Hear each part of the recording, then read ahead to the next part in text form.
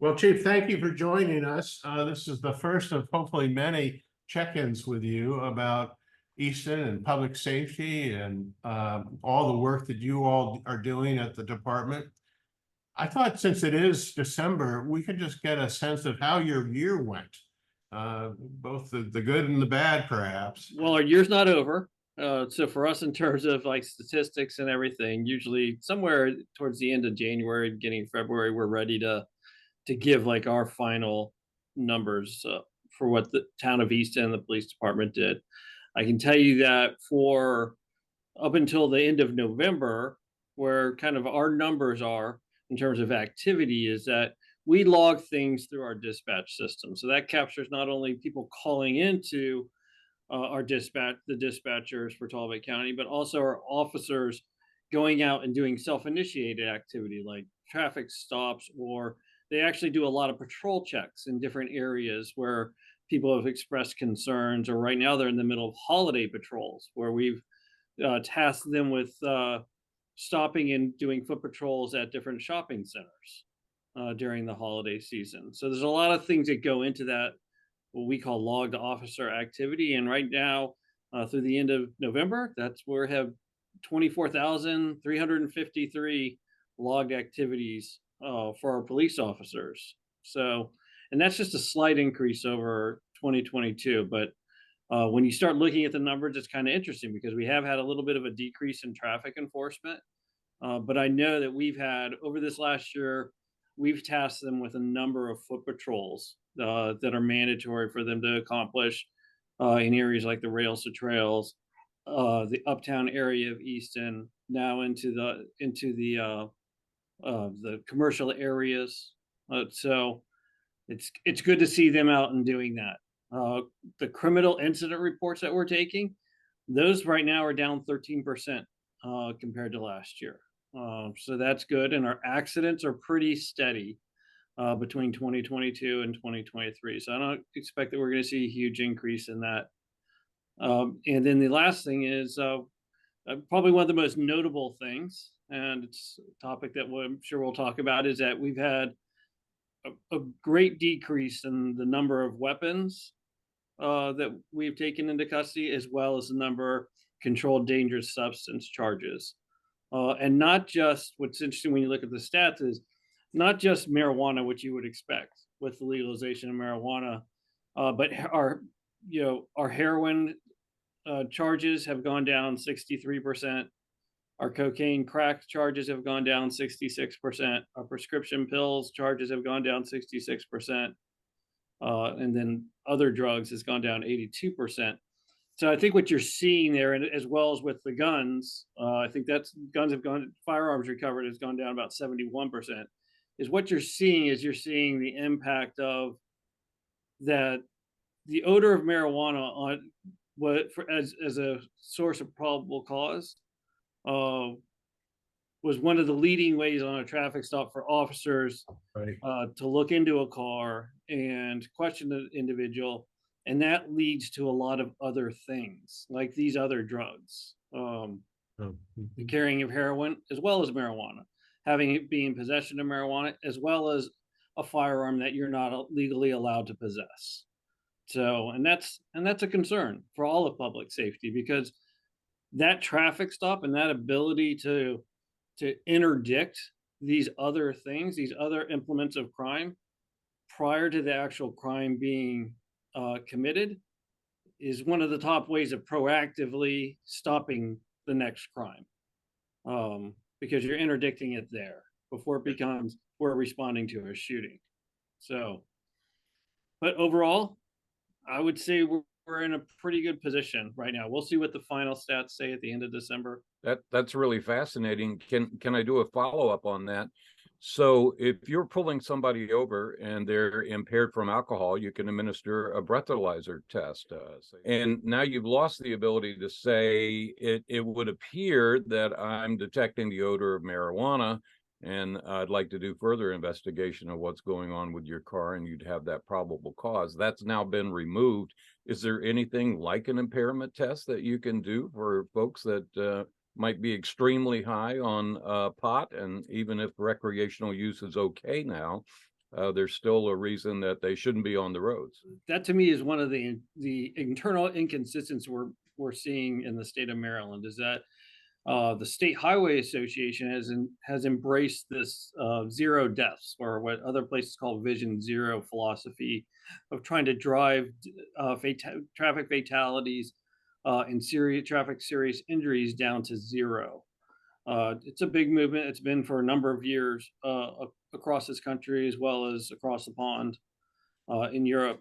When you pair that with all of a sudden the legalization of recreational marijuana, but without the forethought of, prior to legalizing that, finding a good way to detect impairment levels of THC, you've kind of put law enforcement in limbo in terms of impaired driving, because there is not a good determinant factor in terms of THC like there is for alcohol as to what level in your bloodstream leads to impairment. THC just metabolizes differently than alcohol does. So really at this point, even though somebody may be, like with alcohol, may have a level of concentration that means they have slower reaction times, right now officers are having to really concentrate on those who are grossly impaired, which is obviously evident through driving behavior as well as the standardized field sobriety tests on the road. So we're hoping that as we go forward, that the state will help us push to find the same type of parameters that we have with alcohol, which make it much easier to stop somebody who is just over the brink of impairment and not grossly impaired like we have with alcohol, which is driven down deaths. If you look at the SHA website, unfortunately, Maryland is on track to have one of the highest years ever of traffic fatalities. And they're very concerned about that. We've been in a number of meetings with them. And I'm not saying I'm linking that to marijuana, because that trend started ironically during COVID, when less people were on the road, but speeds were picking up on the roads. The faster you travel, the more likely you're going to suffer serious injury or death in an accident.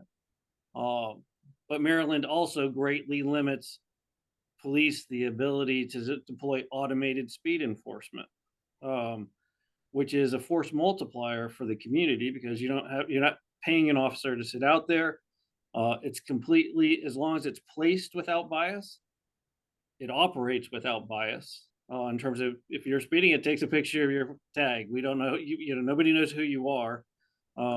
So that's another one of those things that I'm hoping that as we move forward, that with the zero deaths mentality, or the strategy in Maryland, that we work to reconcile these kind of internal inconsistencies that where we're working, one policy is working against another policy.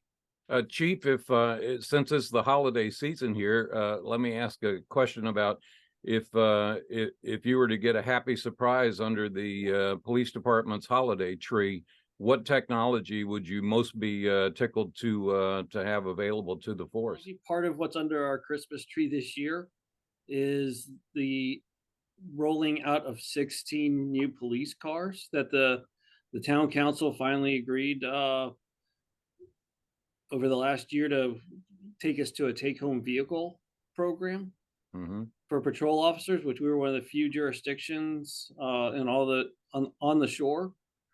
So as a recruiting matter, that was really helpful for us, and we have 16. Like, it took us a long time to get them because of all the delays in manufacturing, but we have 16 that have landed on the parking lot and are out at various times getting upfitted with all the technology. And our first 4 should be coming back on Monday with the new graphics. There'll be white cars because that's what we could get instead of black. So they'll have some different graphics on them, but that's an exciting thing right there. I did want to talk to you about how recruitment is going. And are you satisfied that we are able to fill the force? I'm not satisfied with that. I'm happy that we've had improvements. We started at the beginning of last year, a couple months into last year, working with digital marketing, which had not been done before. In 2022, we'd had 47 applicants that came into the police department.